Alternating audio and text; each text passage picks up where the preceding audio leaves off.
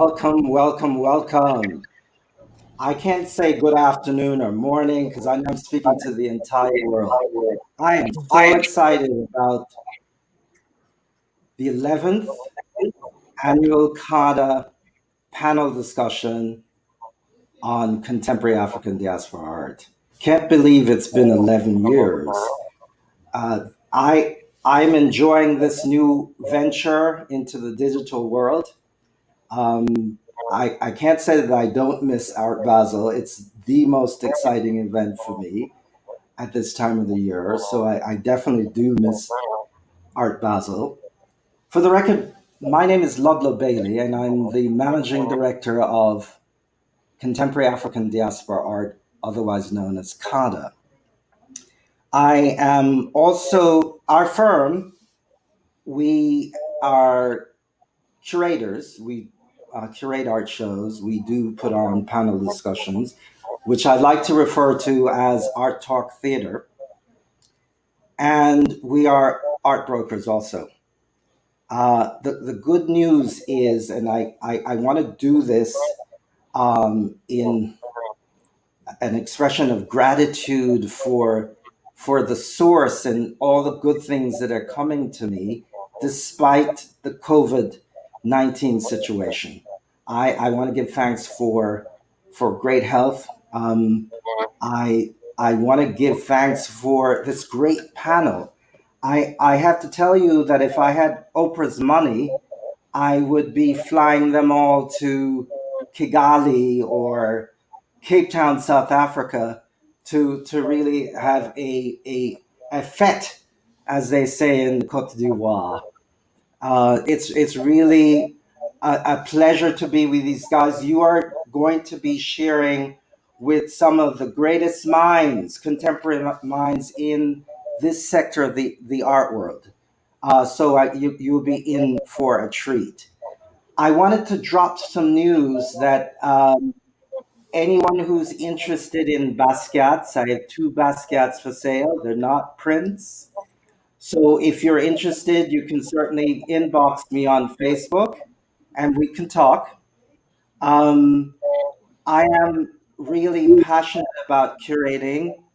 And I also wanted to take the time to give homage in the memory of Bibi Silva, a Nigerian curator who was very inspirational to me, an amazing woman. I met her at London Art Fair about a decade ago, and she was a regular in the New York scene, the Army Show, Freeze, and of course she came to Art Basel. What an amazing woman. She died, unfortunately, of cancer, but in her memory, I want to dedicate this launch of the 11th annual CADA panel to her and to her memory.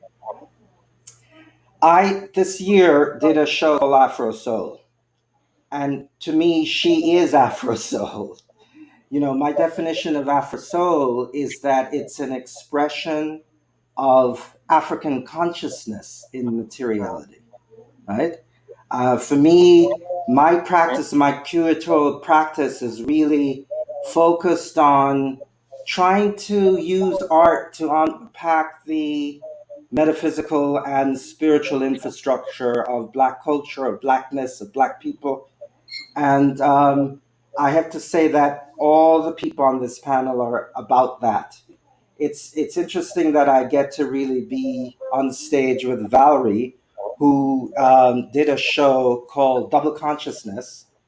Really, that was kind of connected. That's in 205, right? And she did it with Frank Sermons from the Prez, who's now at the Prez, the director of Prez.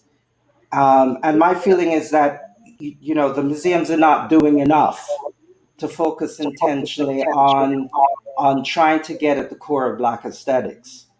But Valerie is really one of the leading curators in this area, and I'm really honored to be on the panel with you.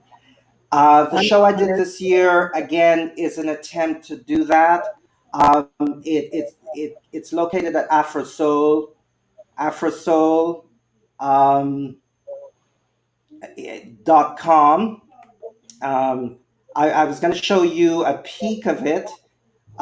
So give me a second. and we'll come back to it. But AfroSoul has 30 artists in the show. Um, Two of the artists are on the panel with us today. We have Willie Cole and Stan Spurwell, who are to me really some of the most dynamic artists working in the world today. Um, so, with that said, I'm just going to show you a peek of what is the preview. The preview is on now until the 13th. On the 13th, we will be doing a full opening of all the galleries. So I'm going to share a little bit of AfroSoul with you.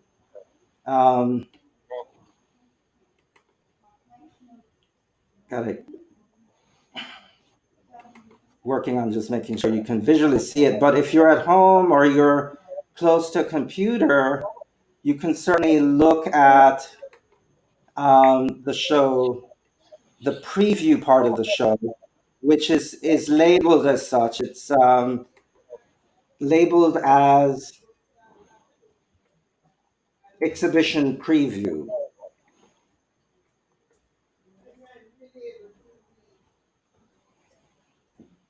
One more second, we'll be up live with this.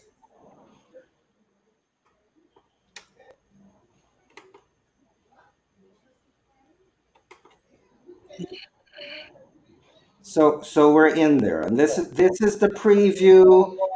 We have about 10 artists that we consider the lead artists in the show. And again, I'm just going to run through it, just the images. There's an essay here.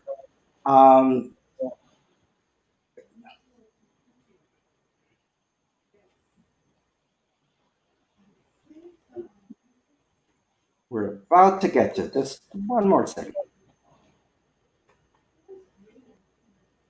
Oh, here we go. So the first image is obviously from Oliver Nwanu, who's with us. The second image is from Manuel Mendive from Cuba, amazing artist. That piece is called it's called Conversation with Fish, which is to me a very profound uh, Yoruba concept that Mandive focuses on. Eli Kintz is actually the person responsible for getting me into the art business, a longtime friend. This piece is called Future of the Past. I want to get back to that to make sure you could see it. Um, Amazing piece. Um, Then we have Basil Watson, one of the world's leading sculptors from the Caribbean, from Jamaica. We've got Willie Cole, who's on stage with us. This is Roberto Diago. Let me see if you can see it clearly. That's Roberto Diago's work. I want you to get a special view of that. So that's Diago's work. We're going to go down to our next artist, Mr. Hank Willis. Really good guy, longtime friend also. I'm a man. And I want to make sure you can see that. That's clear. And then we have Yala Ford, who's out of the South Florida area. The piece is called Source Energy. Also, very heavy sister who works with the same issues I work with, the metaphysical and spiritual infrastructure of blackness, if you will, of black culture. Um, our next artist moving down in the show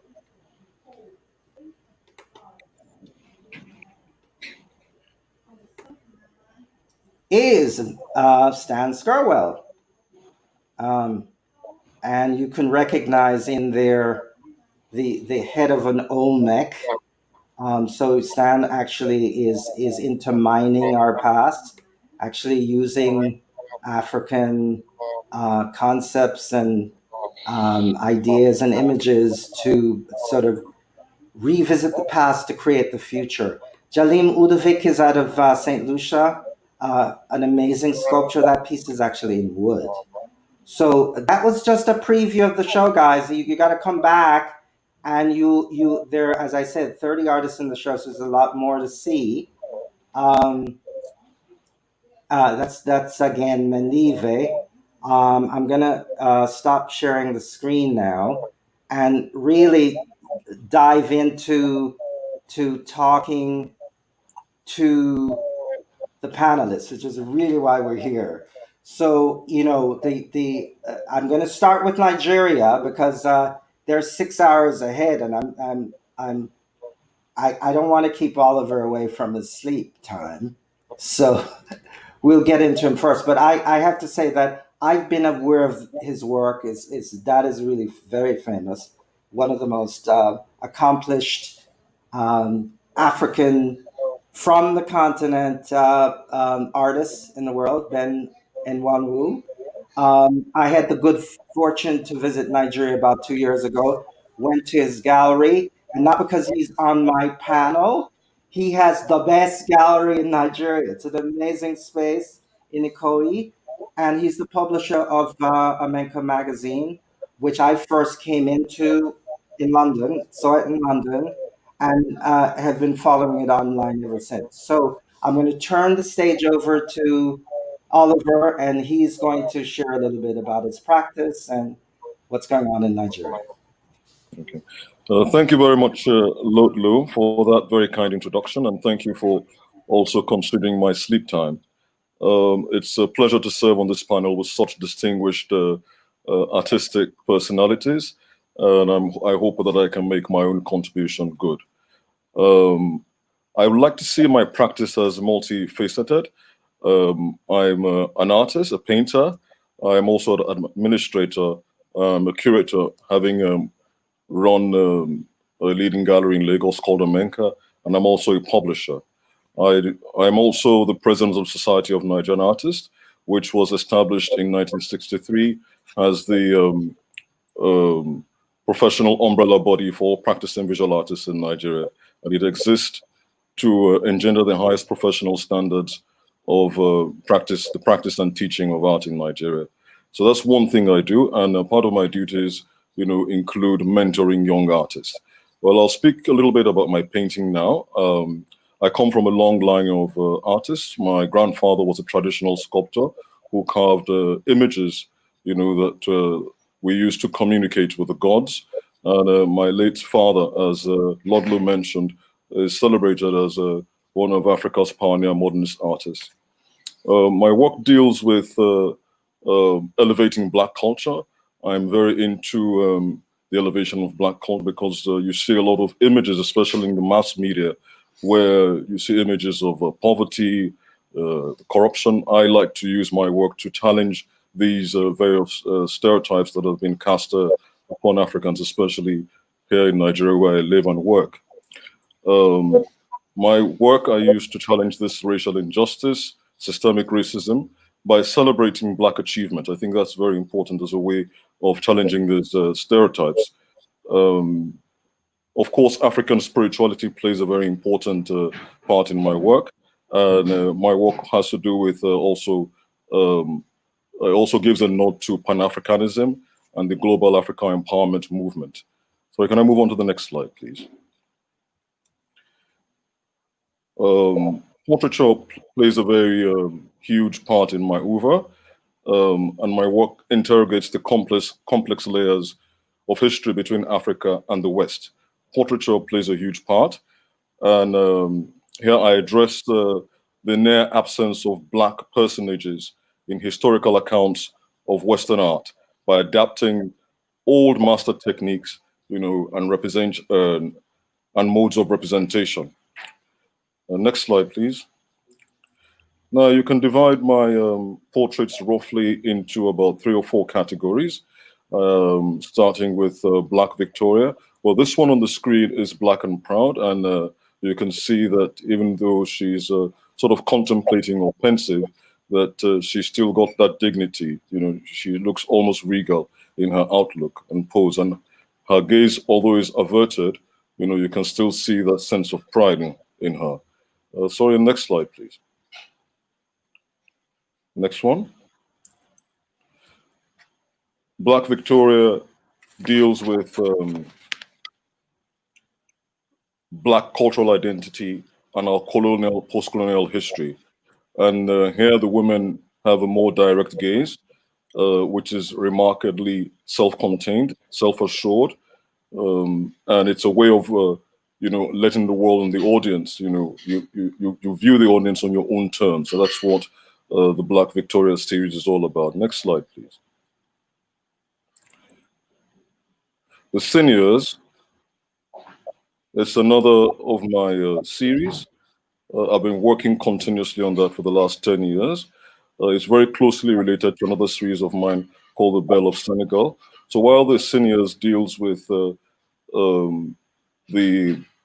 negative impact or the impact of European imperialism in Francophone West Africa, especially the mulatto French African women on the island of Gorée and Saint Louis in French Senegal. It deals with how they've been able to, you know, these influences, these negative influences, or how they're able to negotiate themselves. While The Belle of Senegal deals with the women presently living there, you know, how they've been able to, you know, negotiate themselves, negotiate their identities, you know, coming out of the colonial era, the colonial period. And it talks about their hybridity, increasing hybridity, and how they've absorbed and yet transformed global fashion trends, yet retaining the very best aspects of their culture. Both series celebrate the African woman. You know, I like to talk about their movement and rhythm, you know, even beneath the large volume of jewelry, you know, and the apparel and adornment. Next slide, please. Yeah, that's an example of a fine example from the Seniors. Next one. Next slide. And The Belle of Senegal. I've also worked on this series, like I mentioned, the last 10 years. And you can see a lot of rhythm and movement, which I like to capture, the form, the blackness of the skin, which I think speaks to our rich cultural history and our achievement. Next slide, please. The next series is The Wanderer. And here I talk about the history of trade relations between Africa and the West. And you can see that in their rough faces, their faces, you can see the lines strewn across the almost corrugated faces of the Tuaregs. And for me, it's an evidence of their far-flung travels that dissolve boundaries and speak to notions of time and space. The lines are also a metaphor for the migratory experiences along trodden paths, and more importantly, like I mentioned, the history of trade relations between Africa and Europe. Next slide, please. Next one. Yeah, this is the Onitsha Igbo Masquerade Pantheon. And for me, it's a tribute to my father who worked on Onitsha masquerades. It was a huge part of his work from 1949. I feel that the mask, you know, is very spiritual. And the mask and the dancer, the masquerade, you know, the mask and the dancer make up the masquerade. For me, that's the epitome of African art. And for me, the masquerade embraces so many different forms of art. You can see sculpture in the headgear. You can see the costume. You can see the patterns in the costume that have been traced to ancient Egypt. The Onitsha, that's where I'm from. We migrated from Benin in the 16th century, so we have a very rich history, you know, migratory experiences, which I also like to show in my work. The masquerades are essentially of two types. You've got the Abogomo masquerade. This is the Abogomo masquerade, which is the female form of the masquerade, and she's very graceful in her movement, which I try to capture. We've also got the Ogolo. The Ogolo is more aggressive in its outlook, It's very acrobatic in dance. So, and these masquerades, they live in that liminal space, you know, between the spirit world and the physical world where we live in. And they're representative of our ancestors, and they come out, you know, when we are celebrating major events. So once the dancer puts on the mask, he's immediately transformed. And I think for me, this is the ethos, the basic uh, characteristic African quality, you know, that you find in the African art, which I think that many artists today are moving away from. But I feel that you know, it's very important in understanding who we are and where we come from. Next slide, please. So that's one of the examples. And as I mentioned, my chief interest is in the spirituality, not necessarily the ethnographic qualities. That's my gallery in Lagos. Lord Low has been. It's a leading gallery in Lagos, and we represent artists, you know, who work in diverse media, and as long as their work resonates with the African continent, you know, it doesn't matter where they work, whether they live on the continent or in diaspora, but their work, you know, promotes and resonates strongly with the African continent.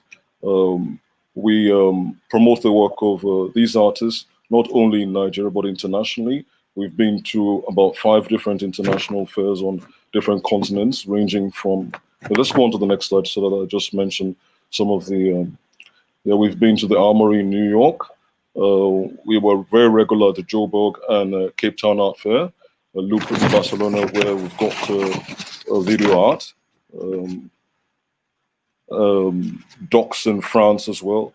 I think it's very important for us to, you know, engage with these international fairs as a way of exposing our artists to new audiences all over the world. So these are just some images of some of the fairs. That's our representation of the Armory in New York. Please go on. That's Art 14 in London. Please go on. Go on. There's 154 in London as well, where we took the work of fast rising Nigerian artist, Ndidi Emefiele. That's Cologne paper art in Germany. Go on. The Joburg Art Fair. These are our booths and our presentations there. Go on. The Cape Town Art Fair. Please go on. Docs in Lyon in France. Next slide, please. And this is Omenka, a magazine. I mentioned earlier that I'm also a publisher. Omenka is a premium business, lifestyle, and cultural magazine. We publish across print and online as well, as a way of reaching more audiences, even internationally. Our print edition is quarterly, while we always have something to say online, you know, every week. And we also have newsletters that we distribute across our readership. This is just some of the copies, the front covers of some of the issues that we've published in the past. So I think with that, I've done a little explanation of who I am and a little bit of my practice. Thank you very much.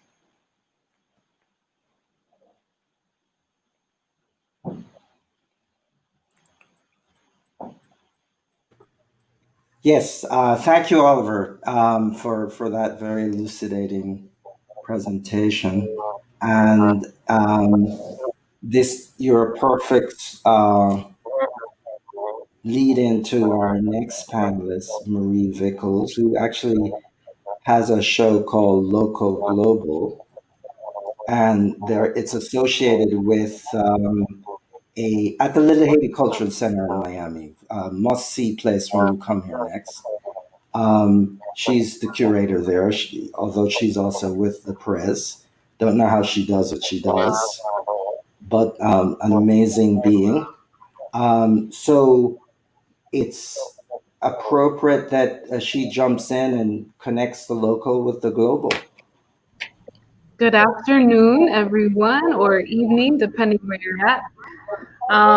Thank you, Ludlow, for inviting me to this panel, and it's really a pleasure to be here with such an amazing group of people. So thank you for this opportunity. I'm really looking forward to our conversation together with everyone. So a little bit about my curatorial practice and the work I do. It's My work is really grounded, like you said, Ludlow, as well. I think that's why we get along so well and we try to work together whenever we can. It is grounded in spirit and really, thinking about like who we are as humans beyond this physical form, but who we are on a spiritual level, and then how that spiritual level manifests itself back into the physical, and how we try to represent that, as humans in the work we make, whether we're artists or curators or welders or teachers. So thinking about like how our spiritual lives connect to our physical lives. I think a lot about that, and I like to think of the work I do as like a cultural practice. So it could also be called a cultural practitioner. This is a phrase that a good friend and artist of mine talks about and uses this kind of title to describe himself as a cultural practitioner. And I really like that phrase, and I started using it as well to describe the work that I do. I would say like the basis, the core of the work that I do as an artist, as a curator, as an educator is focused on coming from a perspective that art is life. Simple, right? Art is life, and a balanced life should hopefully have the space for you to create art, appreciate art, live with it. It is a part of what you do on a daily basis. It's how you, cook a meal, wash the dishes, take care of your children. It's, worship, have quiet moments. Like it's a part of everyday practice. So I think of it like that. And since it's Sunday, we can go to church. We're not at the beach, Ludlow, which is our typical church. But there's this phrase that hip hop artist Jay Electronica uses a lot that I really love. He says, it comes from a song of his called, let me tell you right now, Better in Tune with the Infinite. And I'll share that song with you, Ludlow. I think you'd like it a lot. There's this phrase that stands out that I love hearing. It says, "The church you go to pray in it, the work is on the outside." And I actually think about art in that way. When I think about art institutions, museums, galleries, art initiatives, it's not so much about the space where you're at, although these spaces can be incredibly beautiful, like the Perez Art Museum where I work at. It's an incredible space. It's like an art temple, if you will. But I think about more so the audiences. If art isn't making an impact in someone's life, if you're not seeing it, feeling it, experiencing it, hearing it, participating in it, then what's the point? It needs to make our lives better. It needs to connect with us in some way. We need to connect to it. So I think a lot about how art can be relevant to everyone and to the varied experiences that each of us have, right? Community being a very diverse and wide kind of word. Like you said, I do have an exhibition up at the Little Haiti Cultural Complex right now. It's called Local Global, and I don't think we talked about this, but BC Silva is actually the person that inspired this exhibition program. It was a couple years ago maybe, that I saw this wonderful short video of hers about the local and the global, and it just stuck in my mind. I couldn't get it out of there because I'm always like local artists, trying to like give that shine and just support this beautiful art scene we have in Miami. And so this year, all the stars aligned and we were able to somehow mount a physical exhibition here in Little Haiti at the Cultural Complex. And it's called Local Global. I'm going to play a short video clip before my section of this presentation is over.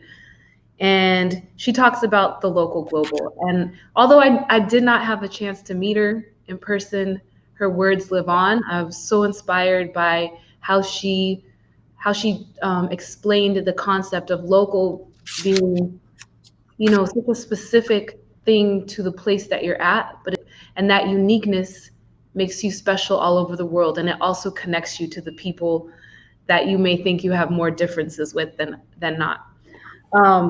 So I don't know, how am I doing on time? Am I good to show a video? You're great. You're great on time, and what a spiritual experience you're having, right? I Yeah, mean, Dee beautiful. is with us, right? She's on the panel. Yeah, most So certainly, most thank you for certainly. raising that. And we did not talk about this. I know, that's crazy. That I'm is like, true. what? Okay. All right. So let's see. I guess a tiny bit, I'll just say, as an educator, so I work at a very large museum. Um, and I work in the education department. So it's a lot about interpreting the content that our curators come up with. And this work is done in a large team, you know, a little smaller now post COVID and all of the shutdowns and all of those things we've been dealing with. But it's definitely a big responsibility to work in such a large institution that receives so much resource. And I take it very seriously as to how we share those resources to ensure that our community here in Miami and beyond has access, is welcome, and knows that our museum is their museum. Um, Especially as an institution that takes public funds, I think it's very important to be grounded in that, to know that we are just stewards of this place during the time we are there, and the goal is to always leave it better than you found it, so that it can continue to grow and flourish. And I take that same kind of responsibility also in the smaller institution that I work at, the Little Haiti Cultural Complex. That's actually where I'm at today. Our gallery's open. I'm here, you know, people might come in, you'll see me kind of like raise my eyebrows and say, hey, you know, as they walk in. So just thinking about making sure that these spaces are for all of us, that we're always welcome there. And especially when our work is the work that is on exhibition, there is respect put on that, and acknowledgement, and it is given the highest standing possible. So that's just a little bit about what I do, and I'm gonna just share this video if I can. Fingers crossed. You know, AB. Let's see if we can make it happen. Okay, we shall see.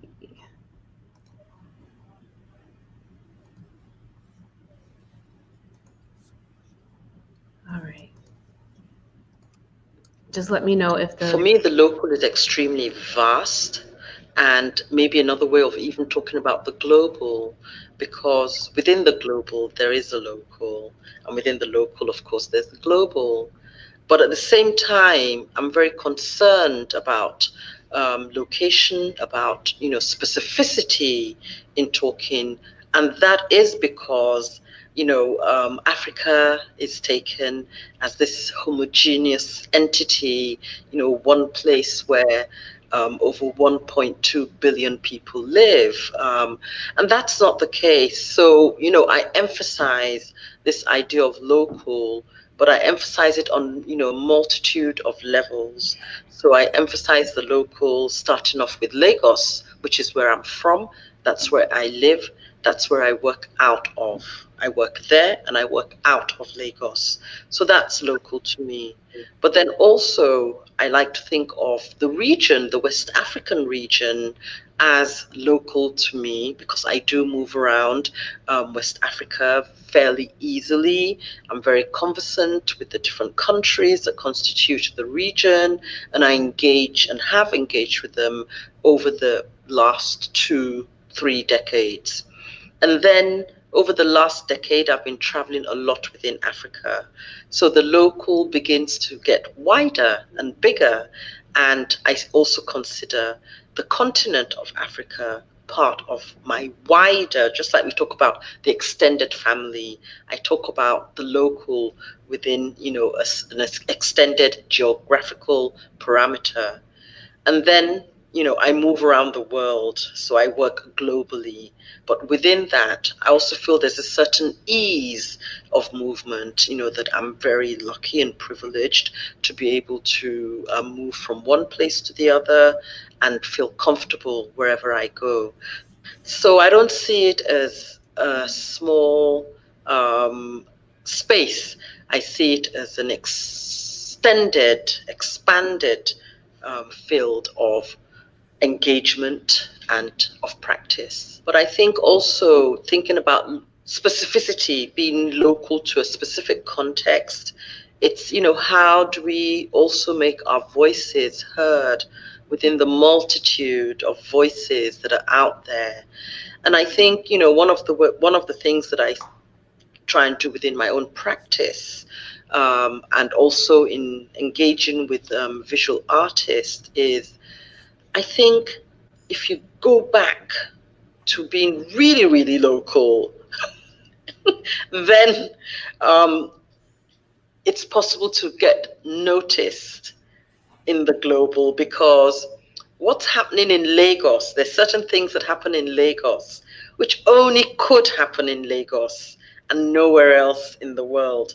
And I think when you can highlight, that specificity within a wider context in which your voice could get drowned, then to a certain extent the local as opposed to local as global becomes more visible, becomes more audible, if you wish. And in that way, you can have a multitude of people who say, we can identify with this experience, that comes, out of a very, very local set of realities.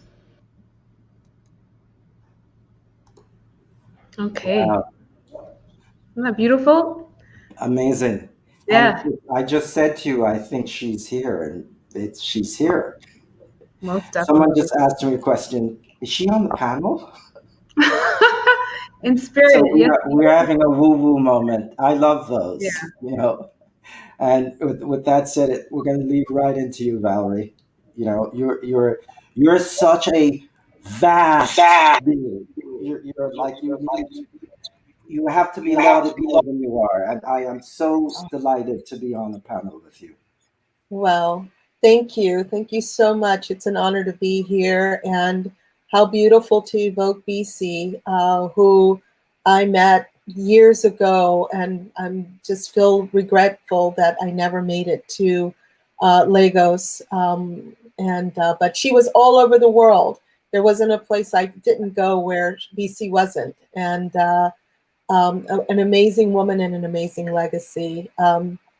Ludlow, thank you for being here. And I feel honored to be amongst so many beautiful voices. And I think what BC was saying about the specificity of place is a beautiful segue to the work that I do, which is that interdimensionality of being in one place, but also being everywhere at the same time. I think that really the most dynamic relations that we have is not necessarily with people outside of our communities, but rather intercommunal, and how we speak to one another, and how traditions and ideas and practices are really resonate from one community to the next within our own sort of global communities. So with that, I wanted to show a bit of imagery from where I now reside. I moved to Richmond, Virginia in 2017 to become the Lewis Family Curator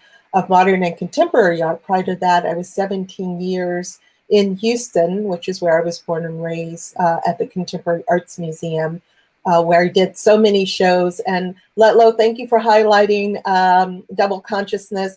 I will just quickly correct the fact that Franklin contributed to the catalog, but was not a co-organizer. I will give that to myself since I organized it, but certainly his voice and the voice of others were really what gave it a life beyond my own brain, as well as the art that was in the exhibition. But Michael, if you could advance the slide, I just wanted people, so many people do not think of Richmond as a site beyond, the Confederacy, and it certainly is that.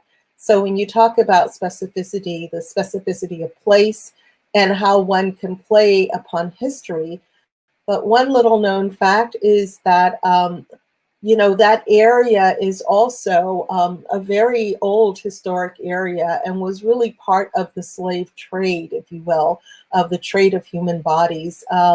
And we were part of that triangle between Benin, the United States, and the Caribbean. So it has such rich history, which I have been very fortunate to have resources to play upon. You're seeing some images of not only the exterior, but the interior of the space. Within the past 3 years, I've been able to really create an imprint when talking about the histories of Black peoples and not only Richmond, but beyond. Certainly the atrium and the exterior of the building are places to really signal or signify shifts in narratives and languages, and also to sort of signify an openness of the institution to be engaged, actively engaged in shifting narratives. What you're looking at is an image of the Glenn Ligon work, A Small Band, which was featured in Okwe and Wazer's Venice Biennial. And when you speak of BC, you can also speak of Okwe in terms of people who had such an indelible imprint upon our landscape, the contemporary art landscape. This piece was created and was on the outside of the Arsenale.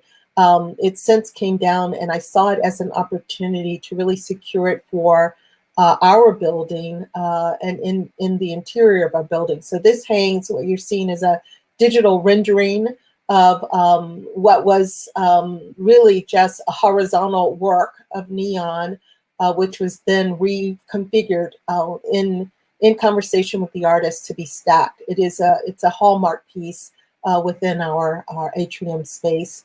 Michael, if you want to advance, I can, or you could just scroll through. You saw some previous images of the exterior of the building. They're also very fortunate in 2019 to have secured the work Rumors of War by Kehinde Wiley. His survey exhibition organized by the Brooklyn Museum, A New Republic, traveled to Richmond. And during that time in 2016, he had an opportunity to drive down Monument Avenue and saw the stretch of Confederate monuments. And it was there that he saw the Frederick Monahan, and you see it here on the left, the Frederick Monahan sculpture of J.E.B. Stewart. And as in Kehinde fashion, he really looked to take that same gesture, the same configuration of that monument and transpose it into something quite extraordinary, which was a young person, a young African-American person on horseback with a hoodie and torn jeans and Nike Kyries, really in the same gesture, the grandeur, which in this time of upheaval, social upheaval, and we certainly had that in Richmond, what you're looking at is the Robert E. Lee, the base of the Robert E. Lee Monument, and a young man, Clifford Chambliss, who took the title Rumors of War and made a sign out of it that said Rumors of War wasn't just a rumor. So when you think about the impact, Marie, you were talking about, you know, if we're not doing our work, then if we're not touching people, if we're not having church where we're meeting people where they are, then we're really not doing our jobs. And this was affirmation for me that in a course of 6 or 7 months, that this sculpture really resonated. It resonated in terms that when we unveiled it in December of 2019, we had over 4,000 people to come to that unveiling. And that for the subsequent months, people would come just to see the monument. I mean, it was really a it was a groundswell of desire to have a new narrative for the city and for the region, rather than it's just being defined by the Confederacy and by the Confederate monuments. So, you know, fast forwarding to the moment where most of these monuments have since been removed.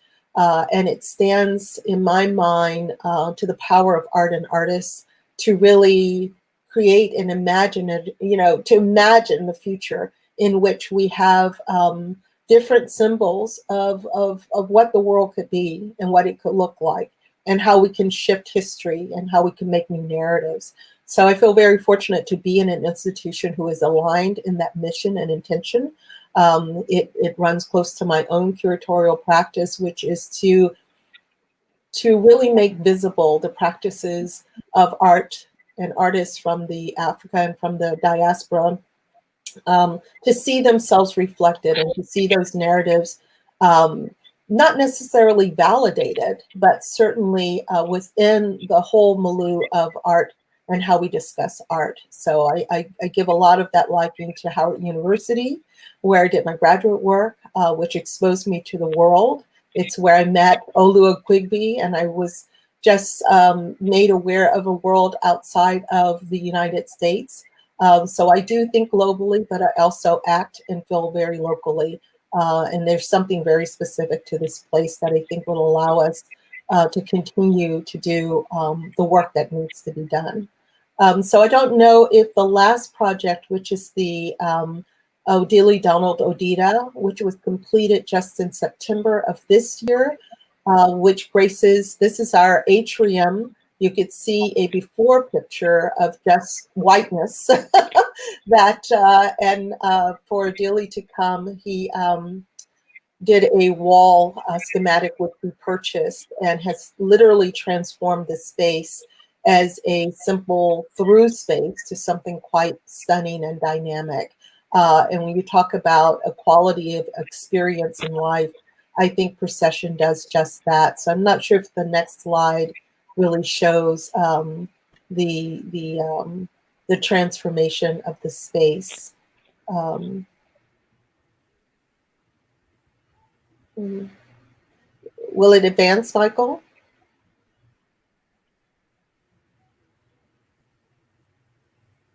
Uh-oh. Hello? Can everyone hear me, or am I frozen again? Yes, okay. We can hear you. I'm not sure what's transpired, but I feel like I've been coming in and out of the panel, and I apologize for that. But there is one last minute, which is the...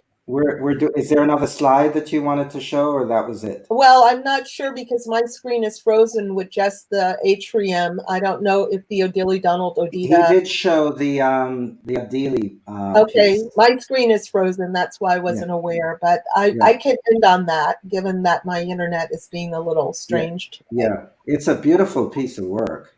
It's quite gorgeous. And I have to also let the audience know that Odili is Nigerian. Yes, absolutely. Mm-hmm. Thank you so much, Ludlow. I'll end with that. And yeah. Thank you. Beautiful museum. I'm going to have to come visit if I'm invited. Absolutely. Right.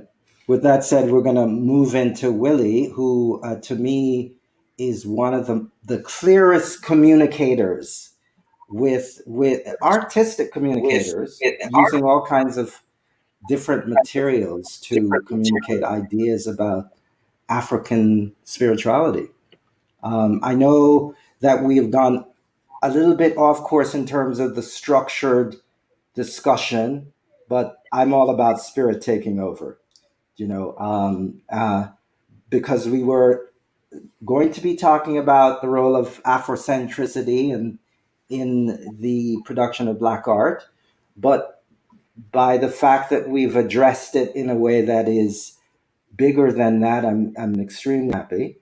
And hopefully we'll get some audience engagement and we'll be able to come back to those subjects, the role of museums in the evaluation of Black art in general, and then just the artistic production during this times of COVID and Black Lives Matter. But I'm going to turn it over to Willie to kind of integrate what he does as an awesome, powerful artist to add to the contemporary Black visual arts vocabulary. Willie. Thank you very much, Ludlow. Hello, world. I'm glad to be here. Boy, I thought I knew where to begin, but you guys have said so much that my opening statements change every couple of seconds. But I could say that I'm also Nigerian. If you trace it all the way back, I know my family came from Nigeria, from Igbo, to Cuba, Carolinas, and I'm hearing myself echo, by the way. And in the art world, I think I stand on the shoulders of David Hammonds, Picasso, a lot of priests and reverends and rabbis, and many tribal traditions. So I'm going to share my first image now. And I will say that I've had many labels for myself over the years. I remember I used to be a modern primitive. That was a long time ago, like in the 70s. I called myself a archaeological ethnographic Dadaist for many years. Most recently, I thought myself as a perceptual engineer. But it all is summed up in the things that Ludlow said about driven by spirit. So this chart kind of shows the way that I think of the objects I work with. You see the object in the middle is a steam iron, and everything here grew out of that steam iron, but became ways for me to see and think for even up to this day. So, and this is kind of going back in history, but people think of me as the object guy. So I like to start with this image just to show the thought process. So the iron has a silver bottom and a black handle. So I look at it as a physical thing, but I make a list of everything that I see physically. So I see a black handle. So that gives me an opportunity to add meaning and words related to black to the whole concept of the iron. I see the silver bottom as like a precious metal that allows me to add some economic issues to the subject of the iron. So in this chart, in that center row, from the black handle side, I have a black woman who's a housekeeper. On the right side, with a silver and money, I have an American housewife, maybe from the 50s, enjoying the luxury of having a brand new Proctor-Silex steam iron. So I call that whole row social. But if you go below that with the same kind of thinking, it's the row that shows historical things that the iron suggests.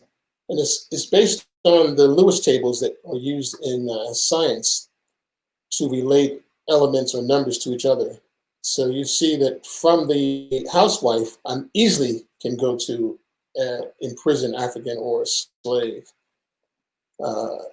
From the center row, from the iron, the bottom of the iron is shaped like a boat. So I easily can go to a boat from there. And from the housewife side, of course, it's a house. I can easily go to a house from there.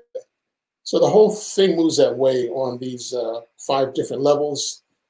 So at the bottom, I show Africa, I show the slave ship, and I show money. They're all very related. On the second level, I show the slave, the yacht, and the house.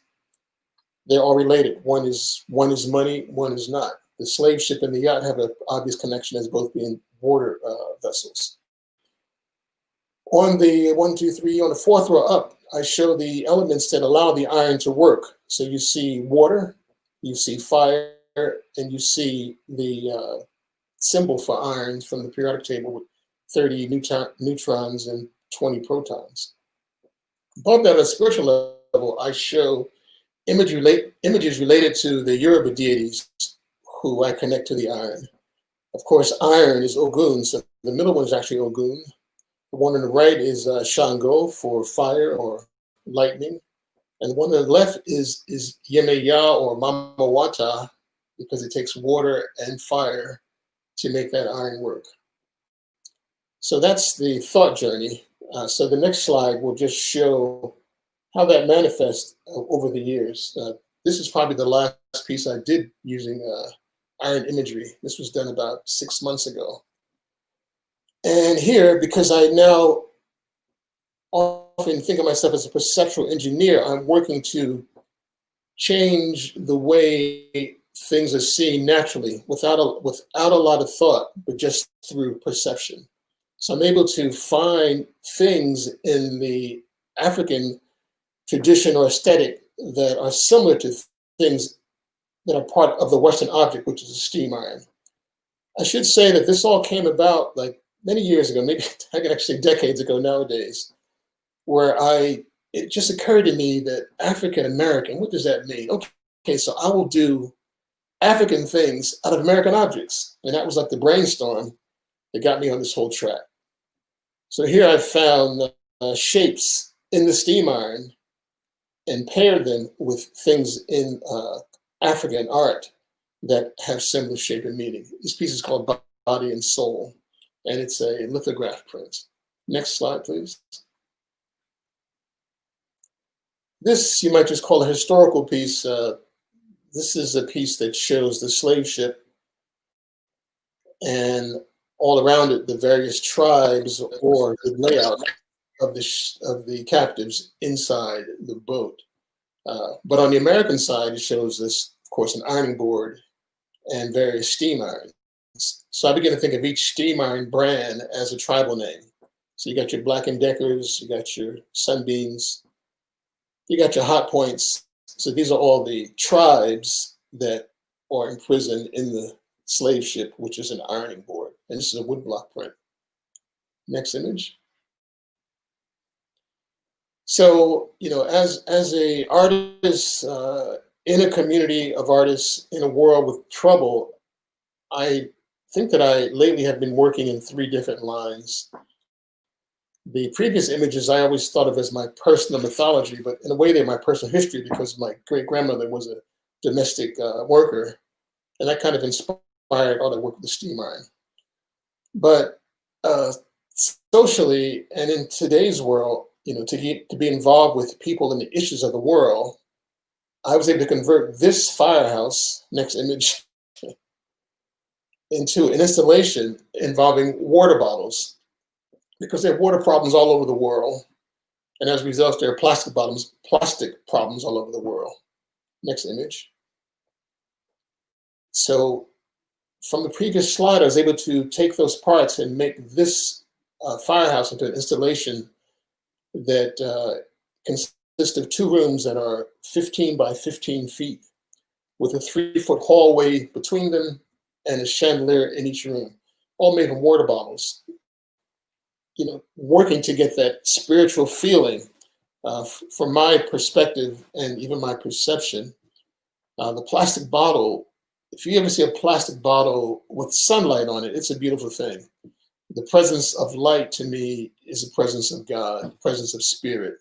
When you drink a water bottle, you pour the water into your mouth and your air goes in the bottle. So now your spirit is in the bottle.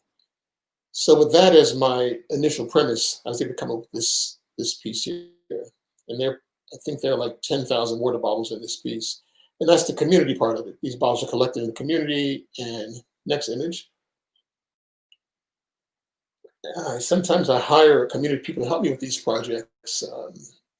People donate bottles, people wash bottles, people prepare bottles. So you see the one on the right is the Buddha chandelier, because as I said, you blow your spirit into the bottle once you pour the water out. So I had a dream about that. And in that dream, the phrase that I woke up with was a Buddha in every bottle, almost like a chicken in every pot. You know? The one in the middle has to do with my love of strawberries. And the one on the left is just a plain blank generic, which is actually one of the legs of my economic survival. I get a lot of commissions to make chandeliers for public places. Next image. But as I said, there is a water problem.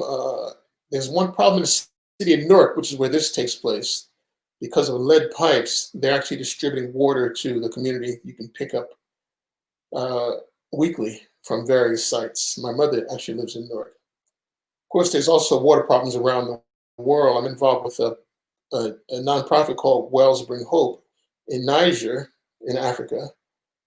And we are digging wells to access clean water to those communities so they don't have to walk miles and days to get water.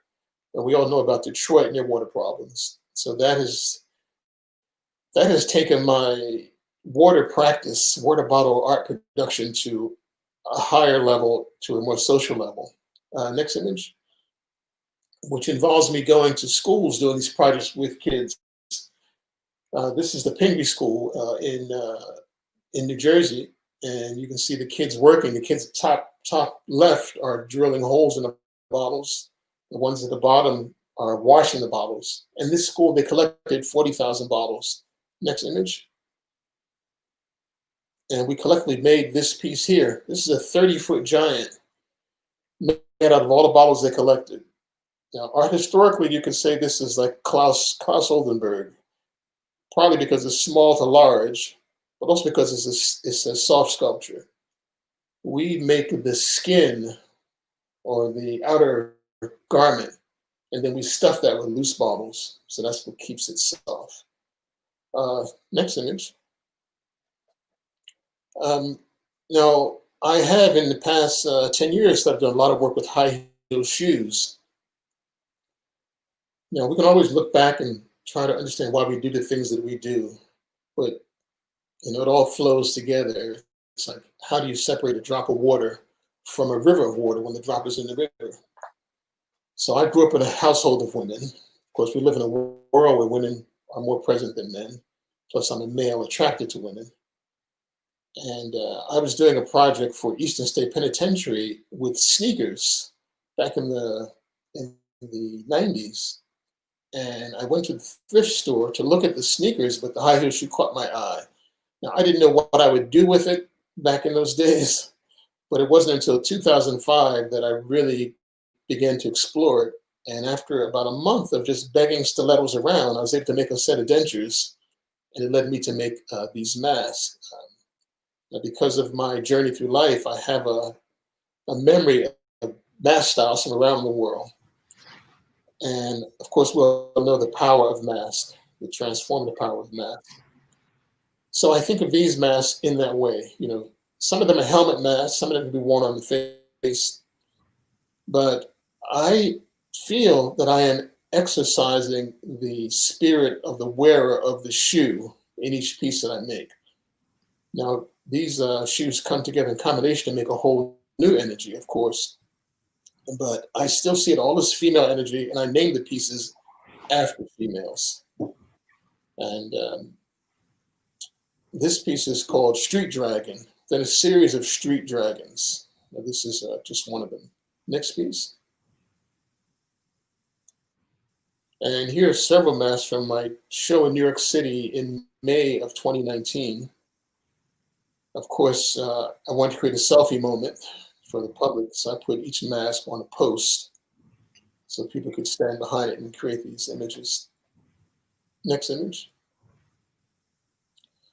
As I said, I grew up in a household of women, grandmother, great-grandmother, aunts, uncles, aunts, sisters, and cousins, all females. In my family, there are only 2 males born in 5 generations. So as a result, mother and child has been a big deal for me. So I make these mother and child bronze sculptures. Of course, I make them out of shoes first, and then through the magic of digital technology, enlarge the shoe piece, in this case to 3 feet tall, and cast it in bronze. I think the mother and child concept started for me not just based on my own family, but when I was about 8 years old, I went to the World's Fair, and I saw Michelangelo's piece, the Pietà. And of course, it showed the Holy Mother holding the dying Christ in her arms. So that's like an early mother and child memory. But all through my childhood, growing up in the Baptist tradition, I was always seeing images of mother and child, often just Mary and Christ. But also being grown up a single mom made it powerful for me too. So this is the piece that's from this year, and I know you mentioned the COVID experience. So this is a piece from this year. Next piece. And this is also a piece from this year, another mother and child piece. I'll give you a close to this. You can see the baby in the back there. So it's all about the visual transformation for me. But you see, I'm trying to keep it with female energy by making mother and child as opposed to father and son. And you can see the Dogon and the Luba and the Yoruba have been the African aesthetics that I have been most drawn to. And the next image, this image shows my last print piece. Because I started in the eyes of the New York art world with the scorches, that was a natural progression to printmaking. So I've done a lot of prints over the years. And this one was commissioned by one of my collectors in Birmingham, Alabama, upon the discovery of the Clotilda slave ship in Mobile Bay, outside of Mobile, Alabama. The Clotilda was the last slave ship to come to the US. The importation of slaves had already been abolished in that year. And this was before the Civil War. So, you could still have slaves, you could still sell your slaves, but you couldn't bring any new people in across the ocean. But this one guy, as some people can be arrogantly, decided that he could do it. I guess he might have been the Trump of his time. So he goes to the area that is now Benin and comes back with 150 captives. And they all did all become slaves in the US.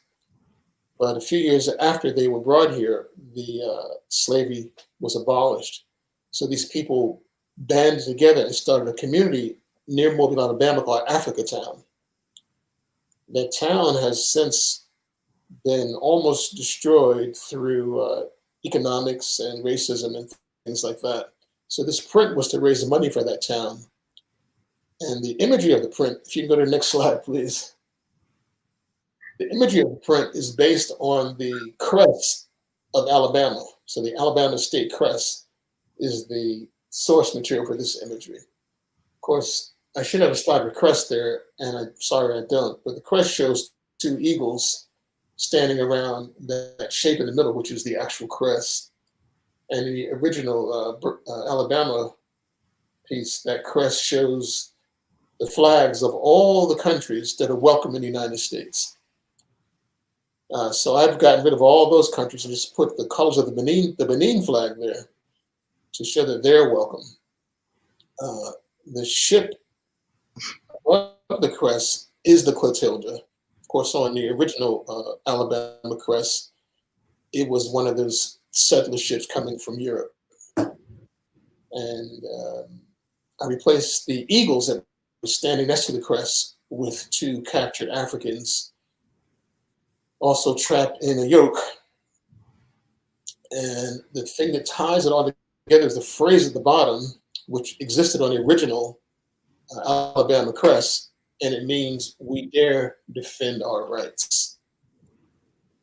So this is a piece that I said is a fundraiser for Africa Town outside of Mobile, Alabama, and you can get more information about the sale of this print. 100% of the money goes to support Africa Town. And that's it for me. Amazing, amazing project. That's just such a wonderful idea. And more artists need to be doing that, really. It's a wonderful idea. And that being said, I have to turn the stage over to Roger, who actually introduced me to Willie. I've really known Willie's work for years. Roger is, to me, by far the best art advisor in the United States. He's so well informed about this particular category of art, contemporary African diaspora art. And we've known each other for a long time, connecting in New York. Of course, Basil, what happened this year, man? Where are you? I'm glad you're safe and doing well. So we're going to turn it over to you to share your point of view.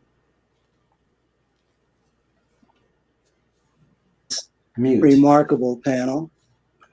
And as you said, I'm an art advisor.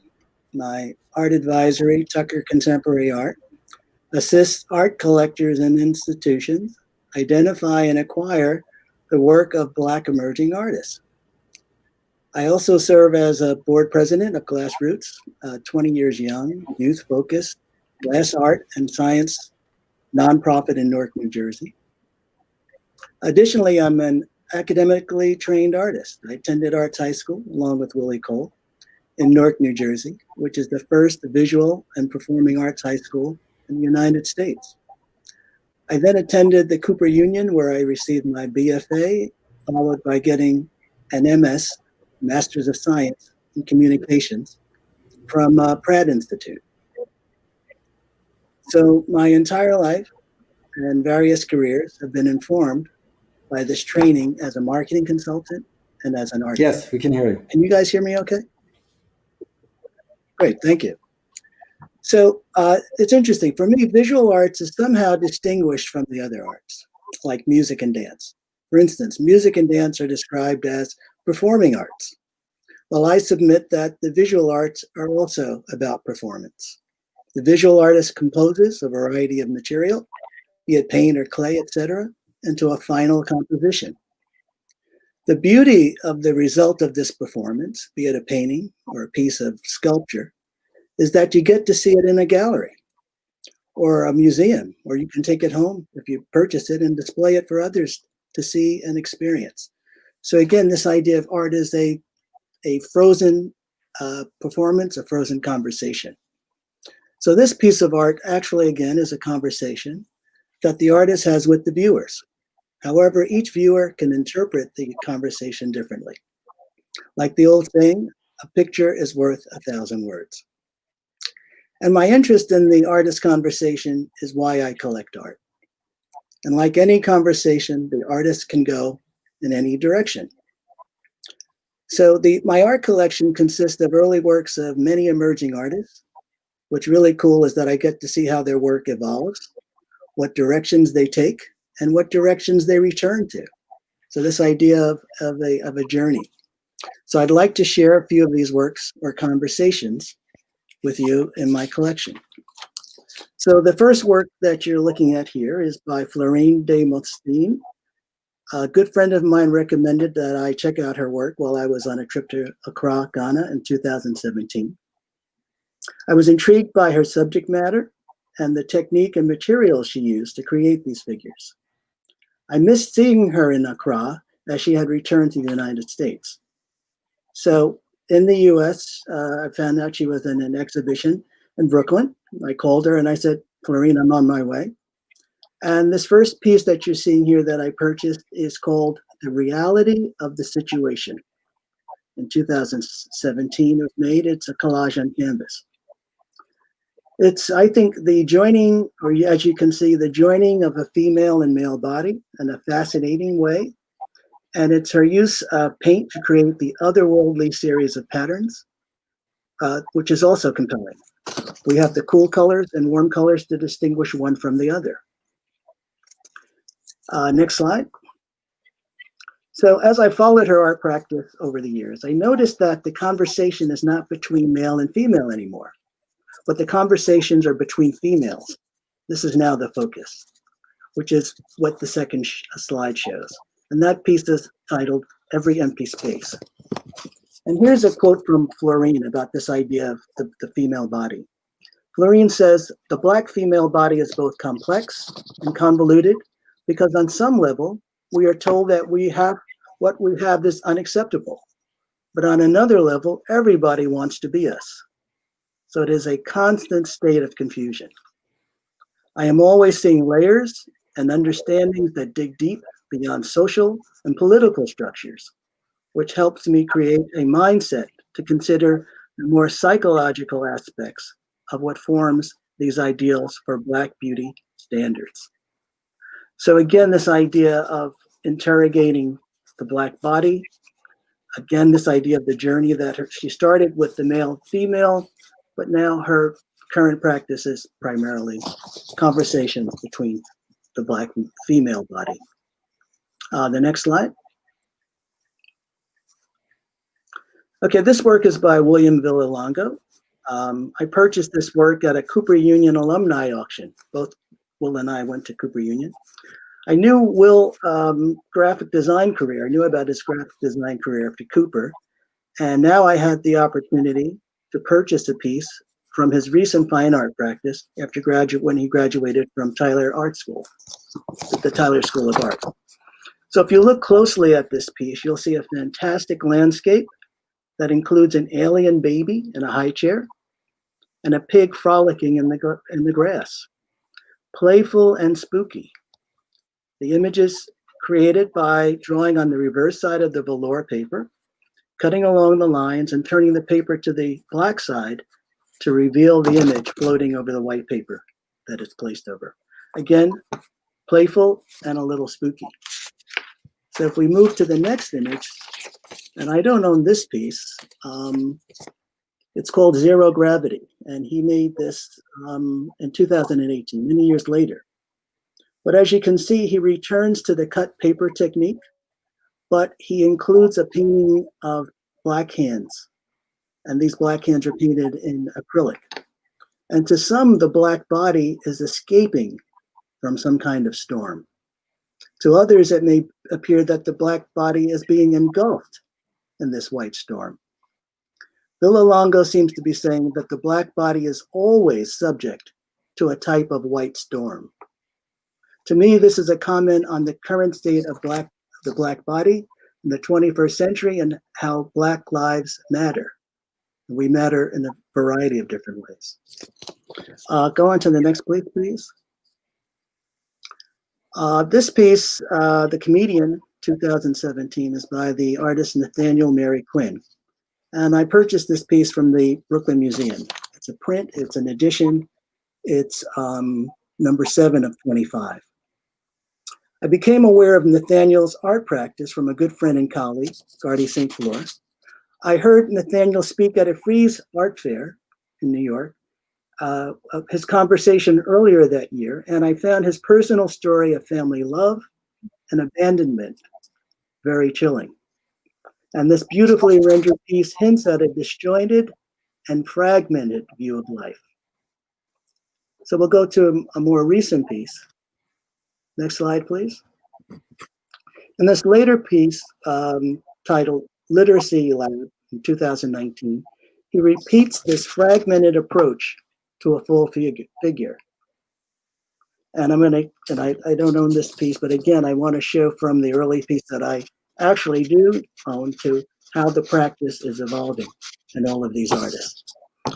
Quinn says, each of us is a cacophony of experience, not just a seamless self.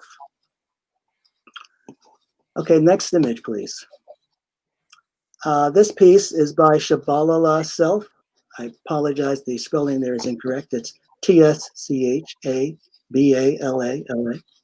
And Shabalala Self is a huge figure right now among the young emerging African-American artists. This piece was purchased when she was attending Yale's MFA program.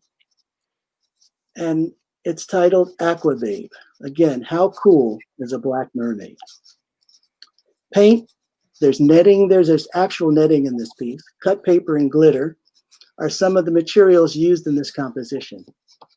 Fantasy and mythology, celebrating the black body, the black female body. 2014, we move forward, next slide. This is a fairly recent piece by Shabalala, and it's titled Dime. It's made in 2019. And this piece is huge. It's about 5 times the size of the piece that I purchased that you saw earlier. It represents her current practice of large-scale figurative painting that integrate hand-painted and found textiles, drawing, printmaking, and sewing to tell the stories of urban life and the black female body. So she's moved pretty much away from fantasy to, again, this idea of black urban life in the 21st century. And again, this idea of where are artists and how are they, what conversations are they having with us about their art practice. And the next, but not last, the next to the last piece is by an artist, Chiffon Thomas. This piece was made in 2019. And I acquired it when she was also attending Yale's MFA program, many years later, as opposed to Shabalala's. Her practice uses found textiles and embroidered scenes of black family and figures that she creates on a sewing machine. So unlike those works that she's known for, I noticed that these 2 drawings were in her studio and they were of a white male. One where he's seated, and that's the one in the background, looking at himself in a mirror. And the other is a portrait of the same male and that was cut in half.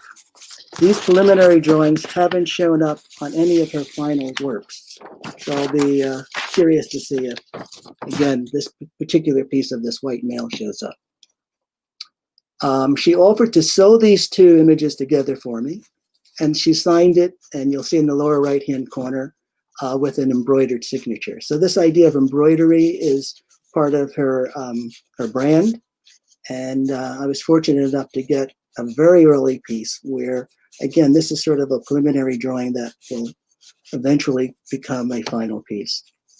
And the next slide will show a fairly recent piece. And this sculpture is a technique that Chiffon has incorporated in her newer embroidered fabric sculptures, as shown in this piece, which is titled, "I'll see you speak if you speak for me." And this is done in 2019. Again, the idea of the artist's conversation to the viewer is implied in this title. And this quote from her talks about the post-colonial world interrogated by Black Lives Matter. She says, like many artists, my practice is in constant flux and forever evolving. Currently, my work investigates how to portray an impossible body. I use the body as subject to visually represent concepts relating to existence, emotionality, vulnerability, conflict, and mortality. I'm constantly thinking about the ways in which subcultures are created in a post-colonial world. So again, our young artists are really interrogating this idea of where do we fit? Where does the Black body fit? We talked earlier about the local and the global, and we've always been part of the global art scene, whether we were recognized or not. So I want to end my presentation. Marie alluded to this idea of the power of art. And when I post something on Instagram or on the many platforms, I use hashtags. And these are the hashtags that I'd like to leave you with. Art educates, art inspires, art heals, and most importantly, art changes minds. Thank you.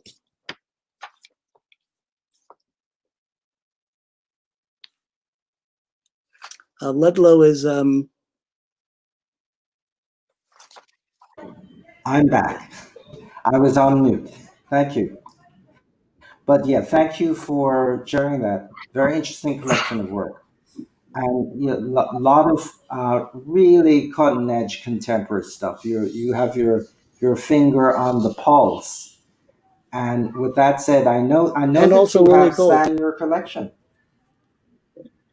And yeah, well, without doubt. But so we're gonna thank you for being patient, Stan, because I know you're a tough one. You're Yeah, probably sitting there going, "Well, when is my turn coming?"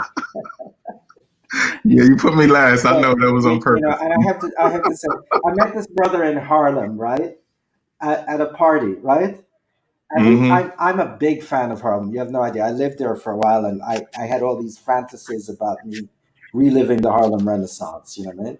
So that party that night, that whatever Cullen was doing, the people were just off the Mm-hmm. stage, powerful, right?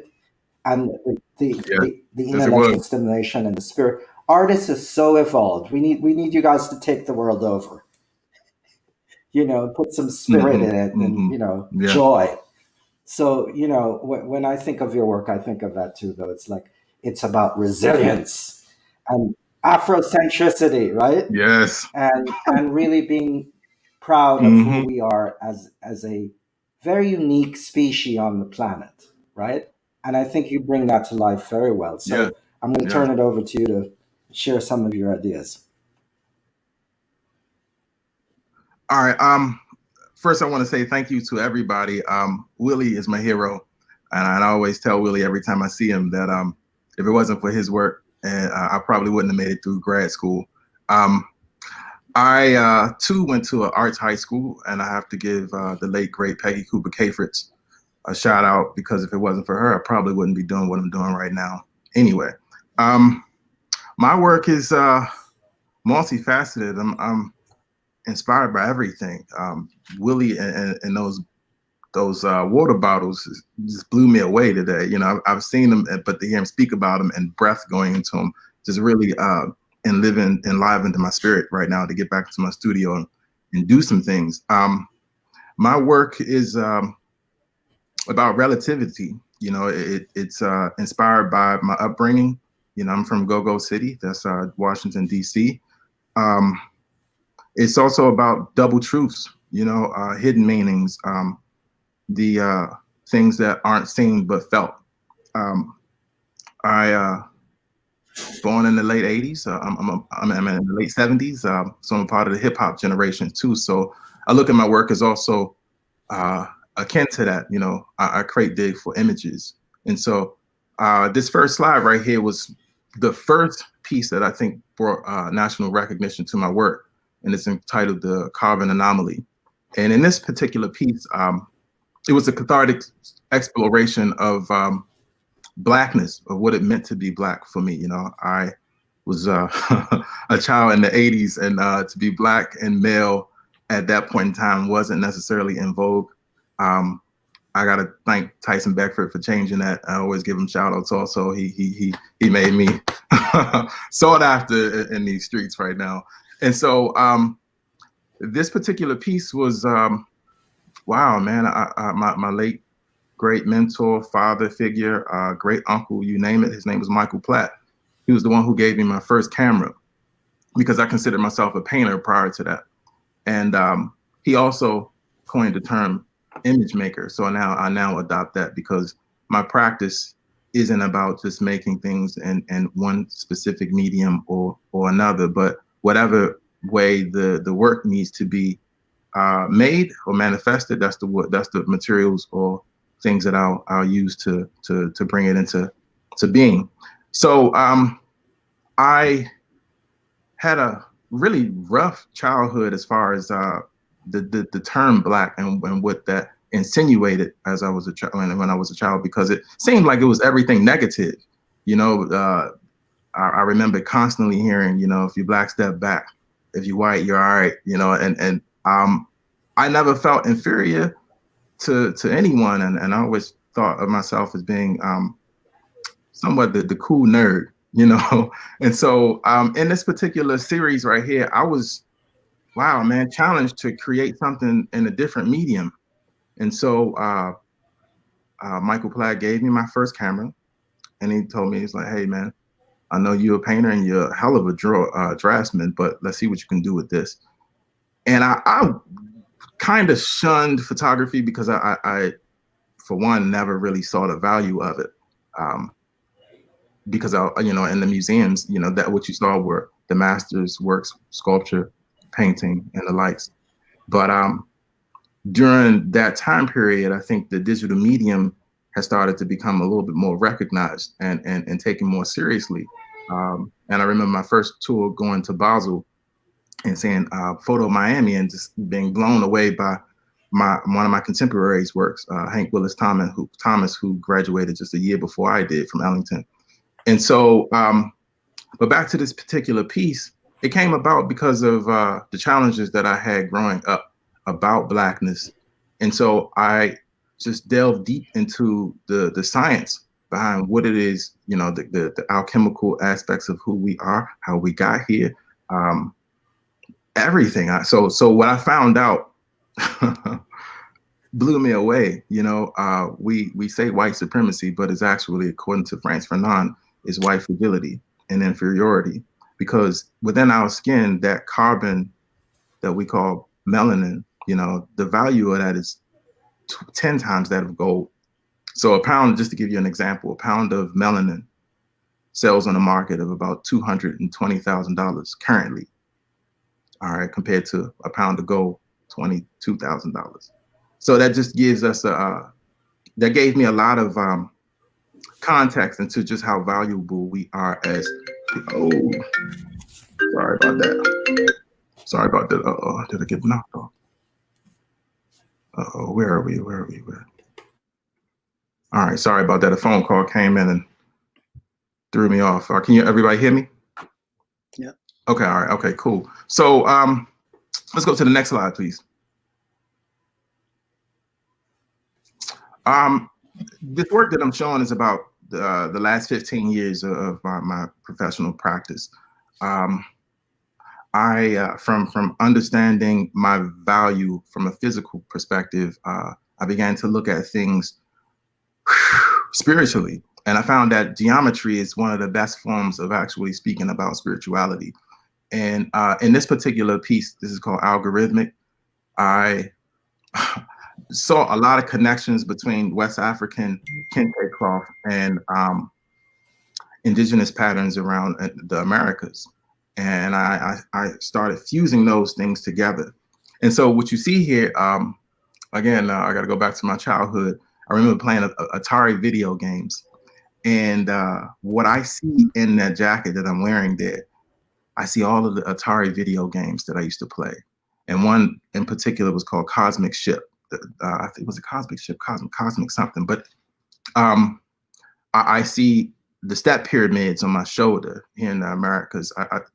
If you open up a computer, I saw motherboards. I saw the same sort of diagrams and patterns that I would see in the computer in this kente cloth. And so I started to figure out, make the connection between our ancestors and how they speak through us through their work, through their art, through what they left behind. And though we don't have a lot of written histories, our art that we leave speaks more volumes than that. And so again, when I speak about double or triple meanings, I'm connecting the dots from a global perspective. We are people who are not just linked to the continent of Africa, but we are everywhere. We have a history that spans this entire globe. So next piece, please. From that particular series, because one series dovetails into the next, and I feel like I have to mention this, for artists, young artists that are looking at this, you have to give yourself time to explore and to, don't wed yourself to one particular concept or idea or medium. You have to try new things, So in this particular works right here, this is called the Testo Estro series. And I was looking at stargates and I was thinking about mysticism and specifically Dogon, the Dogon people, and how they speak of how we came to being on this planet. And so I made the connection between binary and because I was one of those weird kids who studied binary as a child, and also did MS-DOS when I was in elementary school. So I understood coding pretty well back then. I wish I had kept that up. But anyway, what you see here are zeros and ones, and I look at zeros and ones as being the predominant factor of all life. One could be represented as a yes or a negative or a positive, and so could zero. One being masculine, zero being feminine, and they can interchange, and their intersections create what we now consider life. That's their sort of sexual union, and it creates the 3D world that we live in. And so this was a series of abstract pieces rooted in geometry, sacred geometry, and computer code, but coming out of the work that I was doing with kente cloth. All right, next slide, please.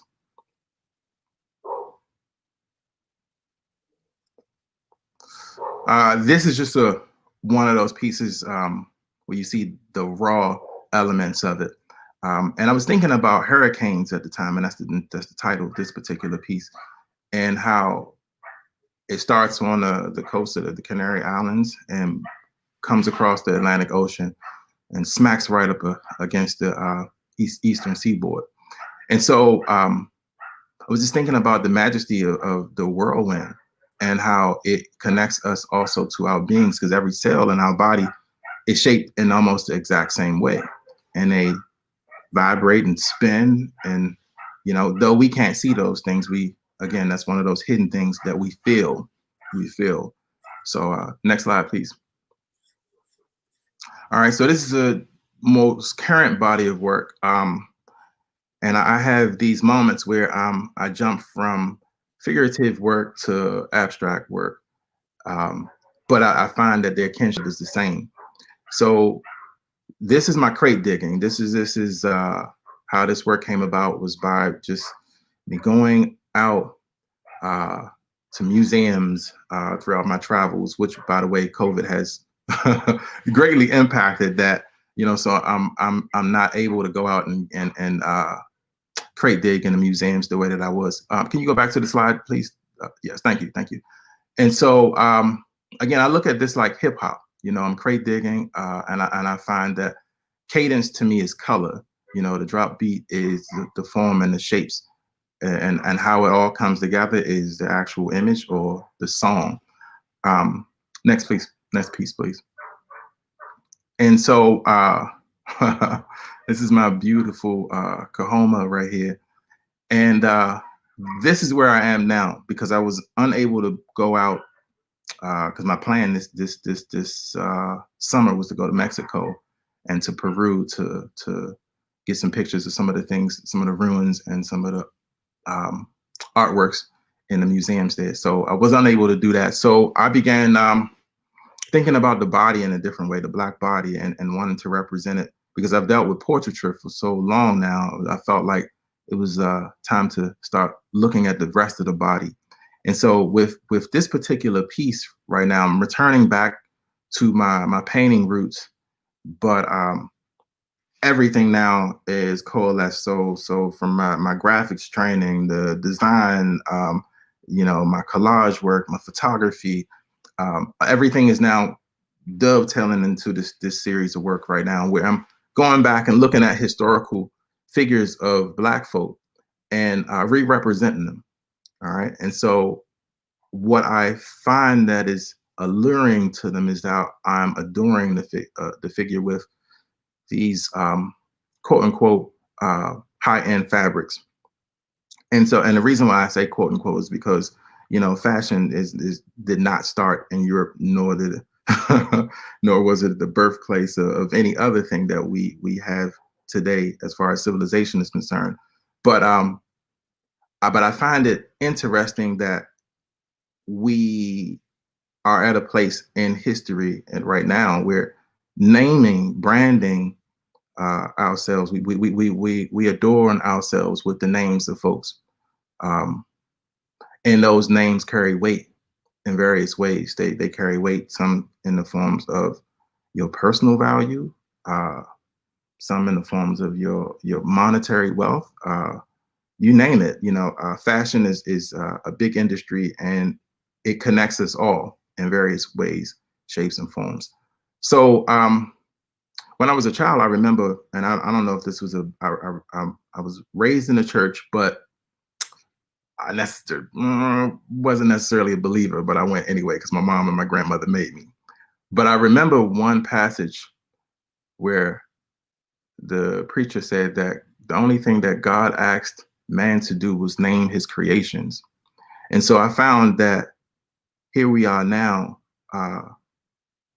allowing other folks to name us and to write our stories and to tell us who we are, when in actuality, our story is so vast and so deep and so wonderful and magnificent that there ain't enough time on this earth for us to go back and to really tell, and to unearth it in its entirety.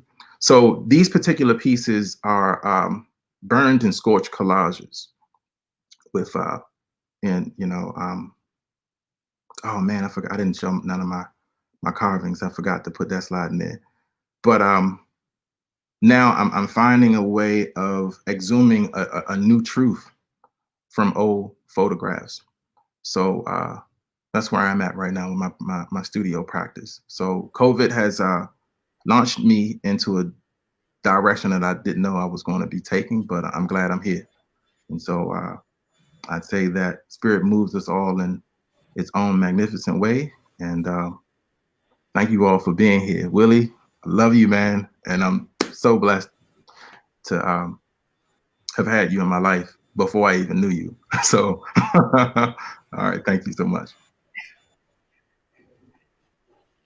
Ashe, ashe. I agree with that. Willie's an amazing being. And all you folks are amazing. It's just really to hear you sum it up towards the end. You were speaking to me so clearly.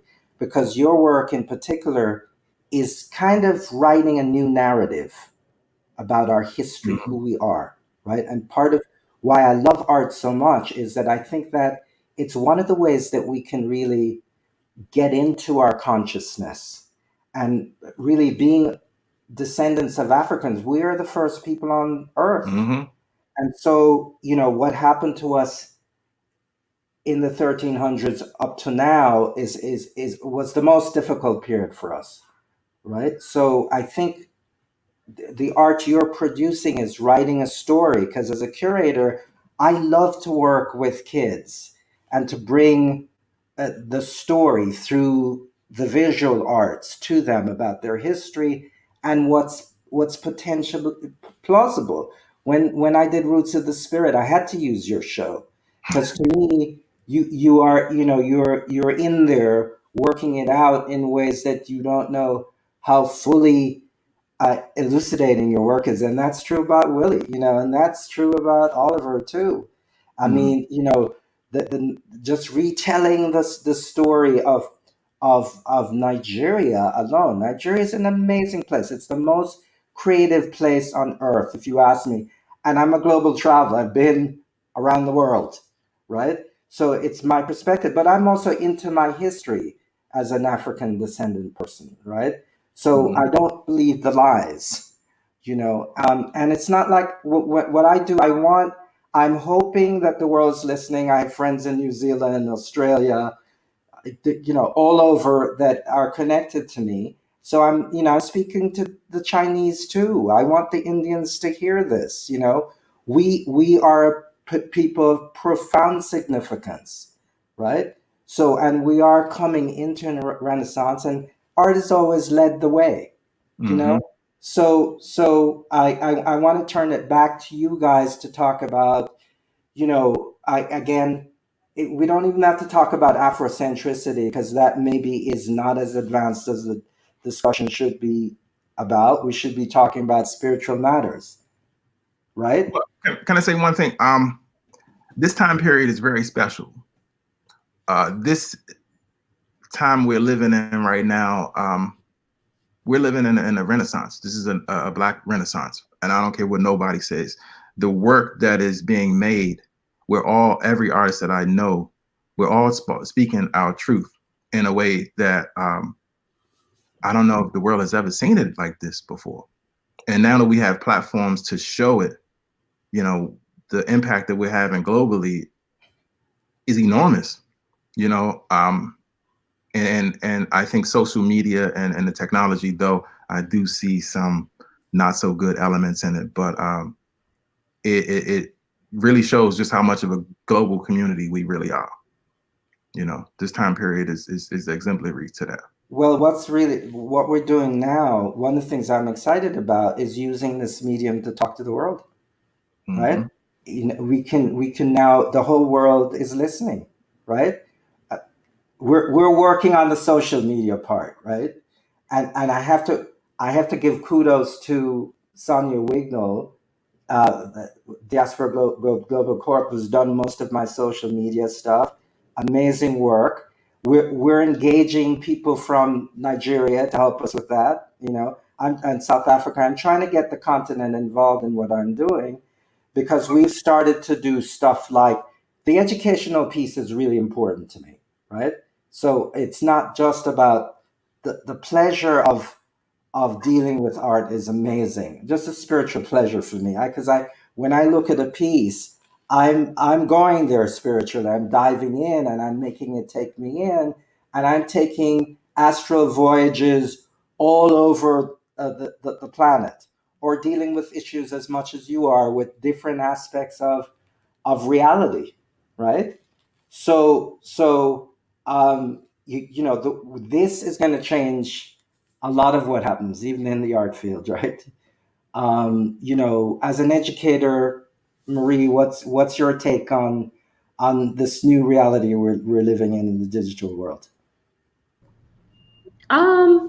New reality and the digital world. I think we've been building to this moment for a very long time. I think we have to look back at all the people that have sacrificed so much for this moment to happen, you know, today and onwards, and build and add to that. I think it's a really important time to connect what you're doing professionally to your personal practice as well, whether you're an artist, a curator, an art dealer, whatever it is. I think I like to use a lot of music references, but you know, how are you going to win if you ain't right within?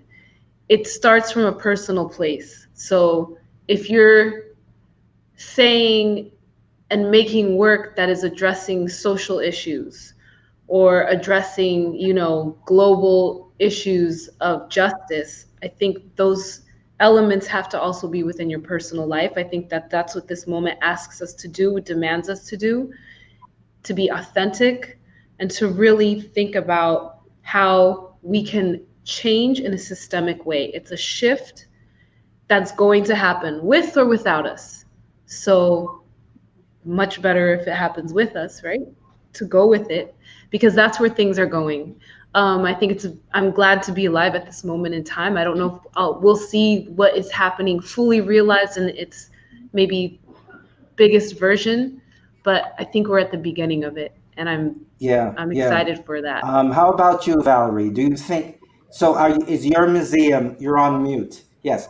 Is your museum taking the lead in really using art to transform our society and to kind of engage in the social issues that are important at this time?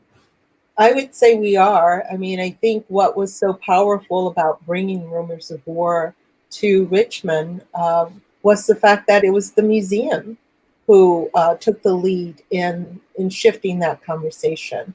Wasn't the city of Richmond, it wasn't the Commonwealth of Virginia, it was the Virginia Museum of Fine Arts. And it was the artists who initiated and created a work that really helped people imagine what a new narrative could look like. So I feel the museum is in alignment in terms of the governance and the administration and what it wants to do in terms of shifting the narrative and being open and being accessible. The museum is free.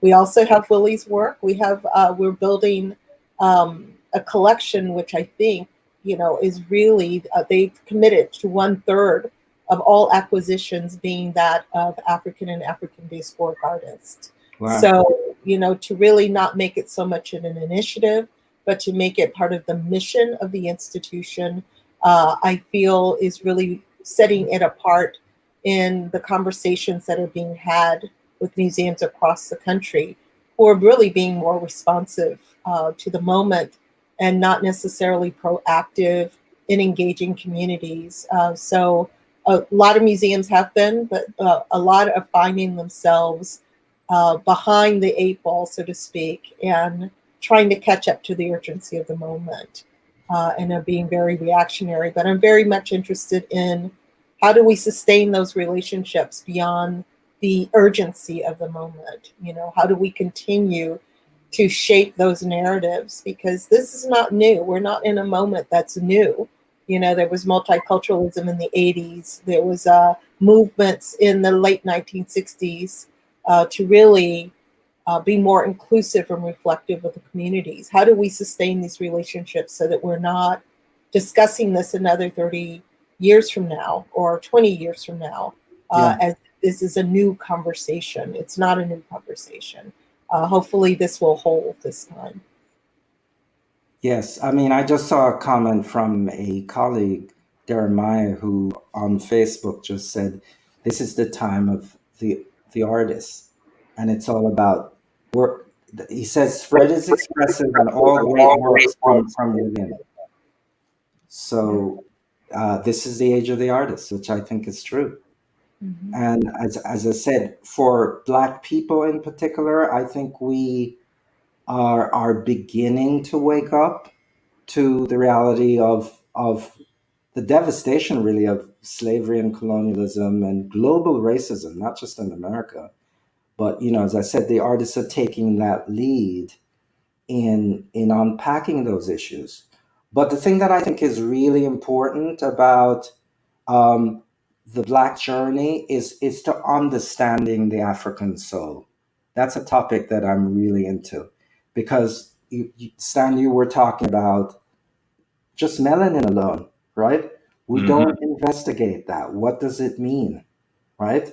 And again, I'm not into Black supremacy. You know, that's not the idea. No, I'm not at really, all. yeah, no. I'm, as a human being, I'm concerned about the planet, right?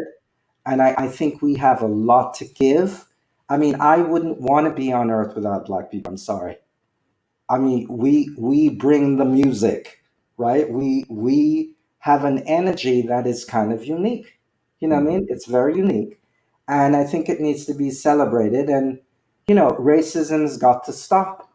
You know, one of the things I always say is, you know, the elevation and celebration of Black cultures are acts of resilience and rebellion against racism and white supremacy, you know. But in the process, it's for all of us. You know, when I was doing my Roots of the Spirit exhibition at a white institution in Broward, I didn't want to just be talking to Black people, you know. And we white folks in America enjoy the benefits of AfroSoul, right? The soundtrack of the society alone is driven by Black culture, right? And now we're into the art space. It's going to transform it. The reason why I think we're getting so much attention has a lot to do with the fact that really there isn't much going on in the rest of the world, right? You take, you know, you take places like Italy, which I love. I love Italy, you know, for the art and the architecture, right? But in the modern world, there isn't as much going on in visual arts, right?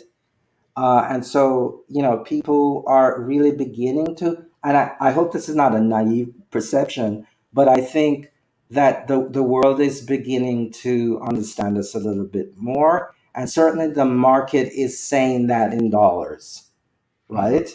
I mean, it's pretty clear. Roger, you can correct me on this if it's not true, but in some ways, I think contemporary African diaspora art is the fastest growing aspect of contemporary art, right?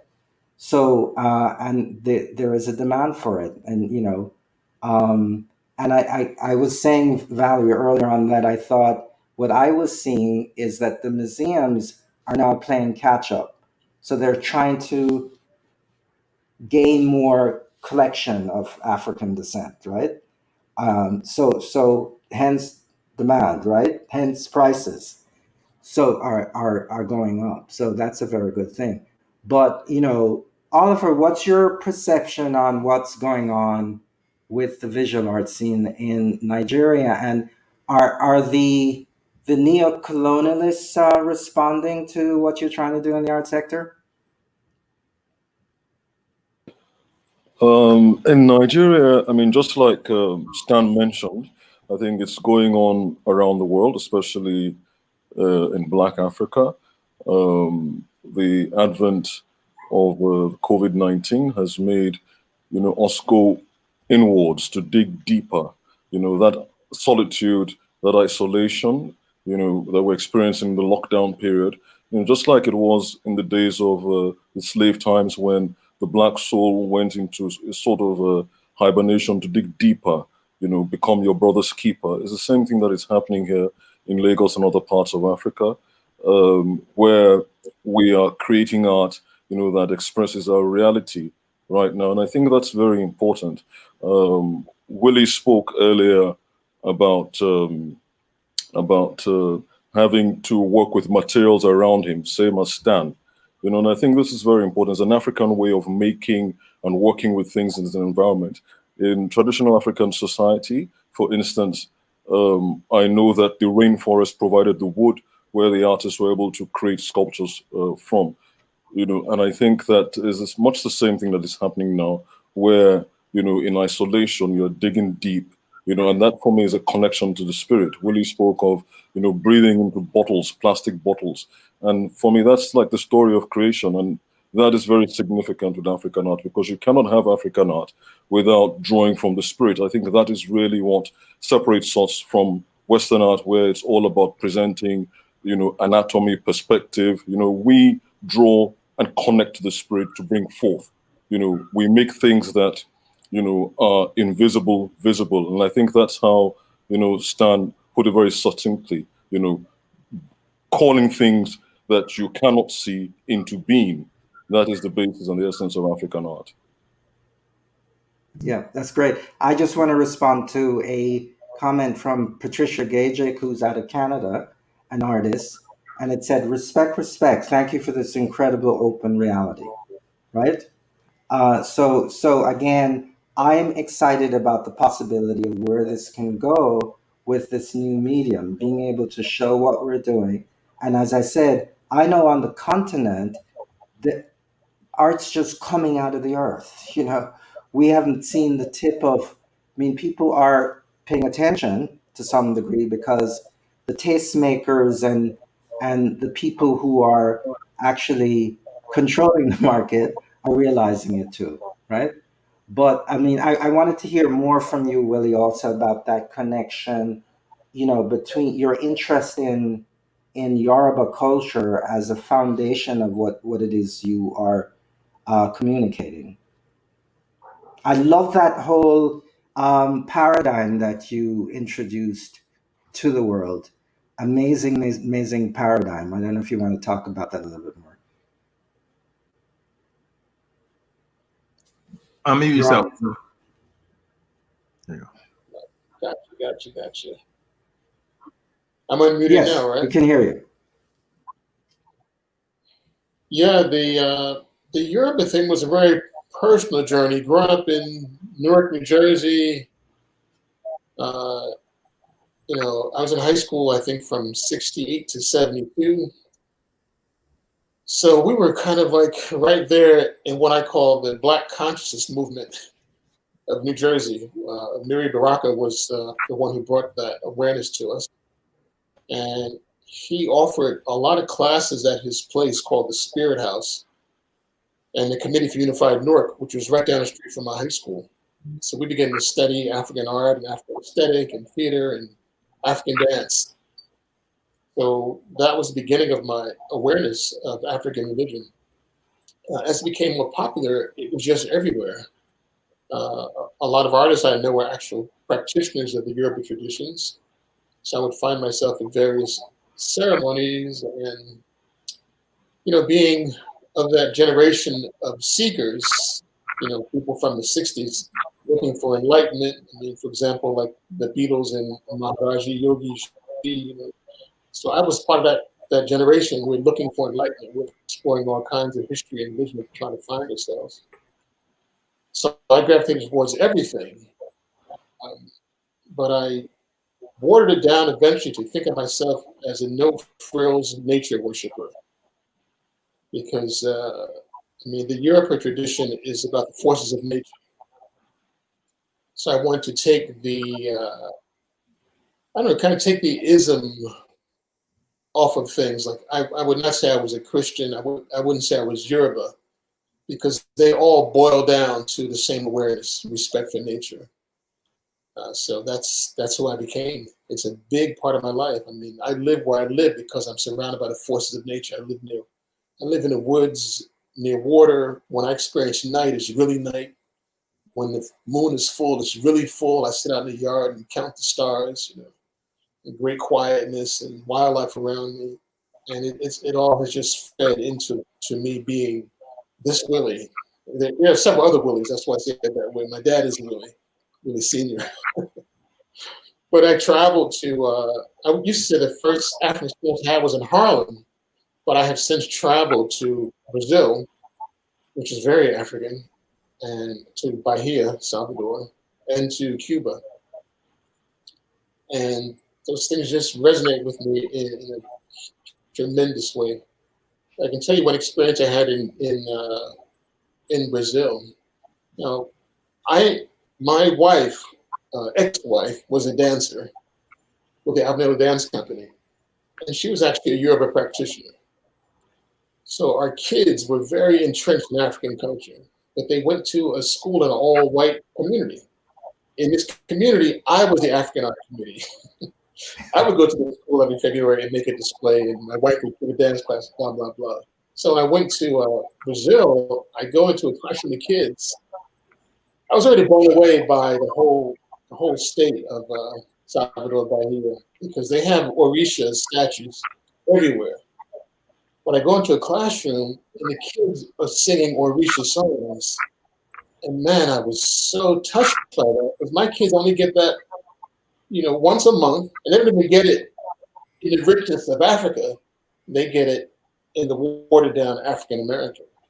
So that experience, I mean, I cried like a baby in the classroom in front of all the kids and teachers. I was so moved that this belief was so present.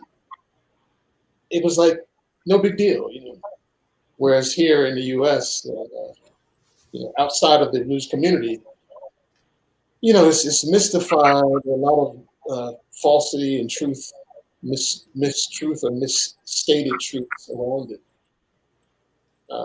So once I acquired an understanding of it, it just became part of my life, part of my awareness. I had a good friend who looked a lot like you, Douglas, who was a dealer of African art. And he and I were the only ones that would be up all night long. We talk about art, and he inspired me tremendously. He helped me to move from being a painter to being a sculptor, and that's. I don't know if that's the answer to your question or not, but your question. No, it does, and I have to say that I really resonate. I love Bahia madly. You have no idea. I've been there at least 20 times, and of course Cuba. Oh, Cuba is amazing. The artists are amazing, right? I don't know if I have a cousin who wrote a book about our family, and he's traced it back to Cuba. So when I went to Cuba, I was really desiring. Everything begins with desire for me. So I'm there desiring to feel the ancestral connection. Yeah. So because I'm desiring it, I actually received it. My great grandfather, I'm sure that his parents were probably slaves brought from Africa to Cuba to the U.S. But because of that journey, my great grandfather spoke fluent Spanish, and he never. I mean, I was a little kid, but according to my dad, he didn't talk much about his life before he came to these shores. Yeah, well, the journey of the diaspora is really amazing. When you start putting it together, and the art thing is what I'm excited about, because when again I do shows, I'm also interested in getting the diaspora together to really talk about spiritual solutions, and the art thing, as I said, you guys are at the forefront, of the transformation. I know we've gone over, and they've given us a little bit more time. I need to really thank you guys tremendously for agreeing to do this. I hope you enjoyed it. We have to do this again. Was it worth it, Valerie? I mean, just to get together and do more of this discussion, and we got to bring Brazil and Cuba in. Right, Brazil and Cuba. So, but I'm gonna just take this time to thank the people who helped me put this on. And again, Sonia Wigner was amazing, and her team. And then I've worked with one of my mentees who I actually got involved in the arts from the inner city, right? Is one of my biggest supporters from the social media side, right? And so I want to thank Miami Country Day. I have to give them credit because they're changing. They just hired a director of diversity and inclusion, which I think is important because it's a school that is mostly white elite Hispanics and Anglos from the Miami area. So I'm proud that they're moving in that direction, and they've always supported what I do. I wanted to thank the United States Virgin Islands because I lived there, and I really want to try to engage the artists in getting more involved in the global community. And one of the artists on the show is Sadia Jones, a young lady who went to Parsons from the Virgin Islands, right? So, and there's a lot there to be mined. I'm always mindful of the Decade for People of African Descent at the United Nations. So I have to give him a shout out. Amenka for being one of our strongest media partners. And you got to get online and support his magazine. Um, uh, MOCAD, the new Miami Museum, Marilyn Hollifield, has consistently supported me in making sure I continue to do these panels. The Virgin Islands Caribbean Cultural Center, again, very important. And this year they're supporting me. Diaspora Digital News out of Dubai, right? So I got to thank all the sponsors, and again, thank the people who Michael, who's doing the technical piece, is an amazing brother. He's doing a series of documentaries about Black male heroes. Oh man, you have to. PBS is going to cover some of it. You listen to some of the stories, because although Black males in America are, to me, the most exploited, the most oppressed. But when you see the stories of men coming out of extreme challenge to produce work that is outstanding, and we need to give those men many more voices. I think Black women are doing a beautiful job it's in the art world. You guys, I don't know, I couldn't do what you do, Valerie, because I'm not an institutional person. I would really have a hard time doing that.